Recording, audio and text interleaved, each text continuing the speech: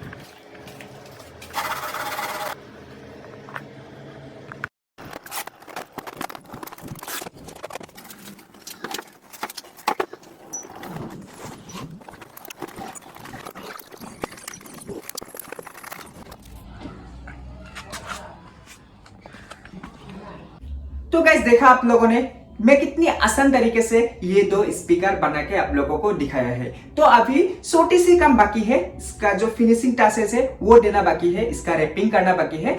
तो ये मैं सारा जो सिस्टम है सबका एक साथ करके आप लोगों को फुल टेस्टिंग वीडियो दूंगा, ये मैं कंप्लीट सेटअप का। तो गाइस, कैसी लगी ये वीडियो मुझे कमेंट करके बताना। अगर अच्छा लगा तो चैनल को फॉलो या सब्सक्राइब करना। सो मिलते हैं नेक्स्ट वीडियो।